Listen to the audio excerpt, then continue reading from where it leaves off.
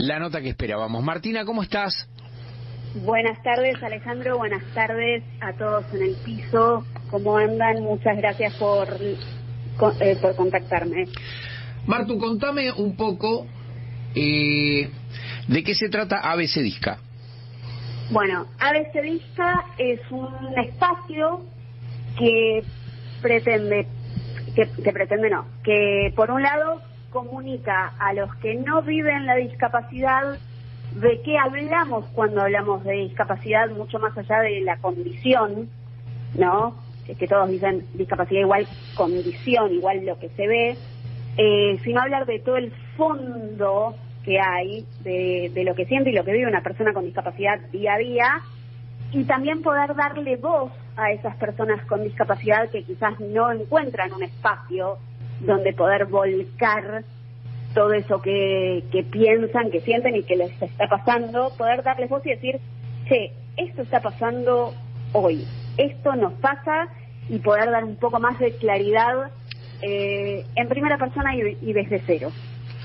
Contame, y en el hoy te atraviesa o los atraviesa, o la comunidad de personas con discapacidad los atraviesa el cierre de Andís, que en realidad tuvo un espíritu al ser creado. No sé si fue cumplido o no. Contame vos. A ver, en el día de hoy nos atraviesan dos cosas. Primero venimos del doble veto, más allá de que el Congreso y el Senado la ratificaron, y la no implementación de la ley de emergencia en discapacidad. Hay una ley nacional de discapacidad que sienta las bases principales de lo que se debe cubrir desde el Estado a una persona con discapacidad, como son los apoyos necesarios para la educación, para la inserción laboral, para la recreación, la cobertura de salud y las prestaciones y pensión no contributiva. Como todo eso no se venía desarrollando y no se venía implementando con normalidad ni con actualización, tenés prestadores que ven su nomenclador, o sea, la plata que reciben, no actualizada hace años. Se creó esta ley de emergencia de decir, bueno, hasta acá, a partir de hoy empecemos a funcionar como se debe. Esa ley fue doblemente vetada, después fue ratificada por la justicia y todavía no ve implementación, porque desde el gobierno dicen que no se aclara la partida presupuestaria. Y ahora, el 30 de diciembre, nos tocó brindar por este nuevo año con la noticia del cierre de Andís, que Andís lo que venía a hacer era generar un organismo autónomo que manejara de forma transversal todo lo que tiene que ver con discapacidad, para que no quede solo ceñido a un tema sanitario o que quede boyando por distintos lugares, distintas secretarías y ministerios, y todo sea mucho más caótico. Martina, Antonio es mi nombre, ¿cómo estás? ¿Qué tal, Antonio? Buenas tardes. Mira, si hay algo que a mí de este gobierno me preocupa o no me gusta, y te digo que yo los voté y los volvería a votar, son cuando tiene reacciones muy extremas. Por ejemplo, el tema del Andís, el escándalo de los sobornos y las coimas, me parece que fue algo que había que tomar medidas. Ahora, de ahí a cerrarlo, estamos tomando una medida tan extrema que perjudica a un montón de gente. La pregunta es, ¿a cuánta gente perjudica el cierre del Andís? Coincido por completo con vos. Pareciera que todo lo que no funciona hay que esconderlo abajo de la alfombra, o eliminarlo o cerrarlo, y eso no lo vamos a debatir. Las personas, todo el colectivo de discapacidad había visto como una gran señal esta ley de emergencia, de decir, bueno, vamos a empezar a hablar de discapacidad, ¿en serio? ¿Lo vamos a poner sobre la mesa y vamos a hablar en profundidad, en vez de seguir entendiendo que discapacidad igual condición, entonces si cubrimos lo médico ya está? Bueno, Con esto el gobierno da claras señales de que no, de que no funcionó. Entonces lo cerramos. Lamentablemente hoy en Argentina no tenemos un número certero de cuántas personas con discapacidad tenemos. Tenemos un estimado basado en el CUD, en el Certificado Único de Discapacidad, que también estaba normado y regulado por ANDIS, que el año pasado tuvo una modificación de que ciertas discapacidades, empecé a estudiar por discapacidad, por tipo de discapacidad, y que ciertas discapacidades no tuvieran la necesidad de renovarlo periódicamente, sino que se mantuviera eterno. Claro, patologías que a lo mejor no iban a cambiar, que era ridícula la renovación. Exacto, hay patologías o condiciones, vamos a llamarlas condiciones que son transitorias o que son momentáneas, y hay algunas que son permanentes, como el caso de la espina bífida, que pueden mejorar pero nunca van a curarse en términos médicos del todo. Y así todas las personas con discapacidad, sin importar su condición, estaban obligadas a renovarlas constantemente. Entonces, lo único que tenemos es el dato de cuántas personas con CUD tenemos. Ok. Eso no se traduce en cuántas personas con discapacidad hay en el país, porque hay personas con discapacidad que se sabe que no accedieron al CUD. ¿Por qué? Porque para sacar el CUD se hizo todo un proceso burocrático centralizado en Ciudad de Buenos Aires, que te exigen un montón de estudios en hospitales particulares, no está centralizado. Entonces es muy difícil, muy engorroso y muy burocrático ese trámite, lo que hace que menos personas lo tengan. Te hago una pregunta. Habría que saber o entender la diferencia. Esto antes del ANDIS era llevado por el Ministerio de Salud y ahora vuelve al Ministerio de Salud. Antes del ANDIS, como bien decís, estaba el Consejo Consultivo de Discapacidad, que justamente era eso, un consejo consultivo bajo la órbita del Ministerio de Salud, porque nos manejábamos en un modelo que entendía esto mismo, discapacidad igual condición a rehabilitar. Luego cambiamos al modelo social de la inclusión, ahí es cuando nace ANDIS en el año 2017, con esta idea de la discapacidad es una cuestión social. Existe una persona con discapacidad que es un sujeto de derecho y todos sus derechos deben verse garantizados y cubiertos, no solo lo que respecta a su condición. Y vos decís que el Ministerio de Salud no va a abarcar esta parte. El Ministerio de Salud se va a dedicar solamente a lo que es rehabilitación. Exactamente, el Ministerio de Salud, es más, ANDIS en realidad no dicen que no desaparece, solo desaparece como la conocemos, pasa a ser la Secretaría de Discapacidad, pero vuelve a la órbita de lo sanitario. O sea, el miedo que hay y lo que se entiende es que le sacamos el componente social, el componente de la inclusión social. Entonces, ¿dónde queda el acceso al trabajo? ¿Dónde quedan los apoyos de la educación? ¿Dónde queda la accesibilidad? Todo eso se puede ver gravemente afectado con este cambio. Y en la parte presupuestaria también, porque lo que se estaba discutiendo del presupuesto o la ley de presupuesto para personas con discapacidad era relacionado al ANDIS. Al desaparecer el ANDIS, ¿esa partida va entera o no se sabe? ¿Va entera al Ministerio de Salud o no lo sabemos? Al desaparecer el ANDIS, lo que sucede es que discapacidad deja de tener un presupuesto claro. ANDIS, al ser un organismo autárquico independiente, tenía su partida presupuestaria propia. Hoy, al depender de salud, discapacidad depende de cuánta plata salud quiera destinarle de la partida que le dan a salud. Entonces los números dejan de ser claros, lo que hace que las pensiones dejen de ser claras, que las prestaciones no sepan cuánto presupuesto van a tener. Todo queda ceñido a lo que decida tanto el interventor del ANDIS de este momento como el ministro de Salud, que son los que hoy controlan discapacidad. Bueno, un momento crítico, un momento de dudas.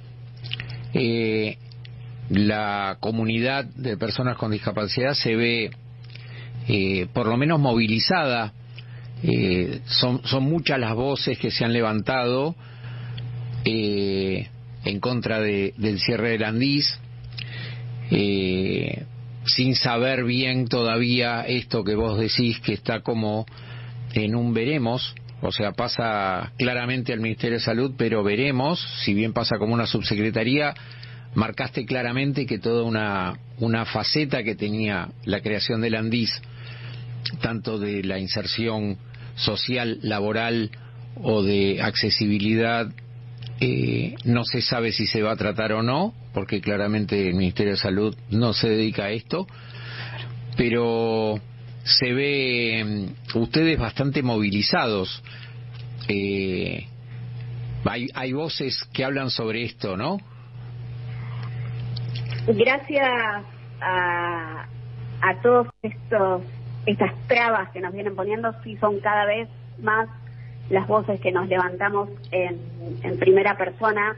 También al ver muy bastardeada la parte comunicacional por parte de lo público, por parte de los periodistas, vemos que no saben cómo referirse al tema. Entonces también desde ahí nació ABC Vizca y están naciendo todos estos movimientos de permiso, persona con discapacidad, puedo hablar. Y sí, nos dimos cuenta, el colectivo se dio cuenta de que había que tomar cartas en el asunto. Sí. y alzar un poco la voz. De hecho, hoy a las 17 horas hay una movilización a la sede del ANDIS en Irigoyen 1439 para reclamar por el no cierre de ANDIS o no transformación del ANDIS, sino por el correcto funcionamiento, a ver si alguna vez podemos corregir y no cerrar. Yendo a un poquito más profundo, yo veía en publicaciones que has hecho que querés dividir claramente lo que es inclusión de convivencia. ¿Lo podés explicar? Inclusión es un término que todos estamos usando, todo es inclusivo. Inclusión es básicamente: te dejo entrar, no veo lo que necesitas para entrar. Te diferencio tanto que dejo de ver lo que necesitas para entrar. ¿Sí? Una rampa, te entro. Es el chico al que mandan al colegio y la profesora que se arregle, sin darle los apoyos necesarios, porque el chico tiene que ir al colegio. Ok. ¿Y la convivencia? Por lo que yo milito y por lo que estamos militando es por la convivencia, que es que todos tengamos los apoyos que necesitemos, los ajustes que necesitemos para poder llevar nuestra vida adelante, nuestro proyecto de vida adelante como tengamos ganas, sin la traba de la sociedad, porque justamente este es el cambio de paradigma que está habiendo, donde otra vez se deja de ver a la persona con discapacidad como una cosa a rehabilitar para que entre a la sociedad y se empieza a preguntar qué puede hacer la sociedad y qué debe hacer la sociedad, qué cambios deben hacer para que la persona con discapacidad pueda entrar con lo que trae, con lo que ya trae, que no va a dejar de traer por más que la sociedad pretenda que lo dejen de traer. Sí, porque la obsesión, ahí yo lo incluyo al doc. Hoy leí una nota que decía que se estaba descubriendo en estudios en animales la quita del cromosoma que sobra para que no exista más el síndrome de Down. Síndrome del cromosoma 21, la trisomía 21. Exacto. Pero la obsesión es sacar el síndrome de Down, no incorporar a personas con síndrome de Down adentro de la sociedad, erradicarlo. Las dos cosas habría que hacer, tratar de erradicarlo, pero por supuesto. Ahora, los que hoy sufren síndrome de Down hay que tratarlo como corresponde, por supuesto, y darles lo que necesiten. Sí, acá se le cierra una puerta grande con el Andis, por lo menos conceptual, por supuesto, por lo menos conceptual, ¿sí? Porque no tienen un tratamiento a rehabilitar, sino que tienen que tener realmente una convivencia con el resto de la sociedad. No sé, Martu, ¿qué opinas? Ahí, perdón, Doc, la corrección. Hay una visión de que la discapacidad se sufre, y si bien hay muchas personas que sí, no pidieron nacer con una discapacidad y probablemente si pudieran la cambiarían, hoy las personas con discapacidad tomamos que la discapacidad es una cosa con la que convivimos, le sacamos la cosa de sufrimiento. Entonces, ¿por qué erradicar el síndrome de Down y no pensar en cambiar las cosas para que ese chico con síndrome de Down sufra menos? Porque probablemente lo sufre porque no se ve reflejado en la sociedad. Lo que pasa es que las personas con discapacidad durante mucho tiempo no nos vimos reflejadas en la sociedad. Veíamos modelos absolutamente hegemónicos, sanos, entre comillas, sin ningún tipo de discapacidad, que no nos representaban. De ahí nace el sufrimiento. Entonces, cambiar esa óptica nos puede llevar a una sociedad de más convivencia.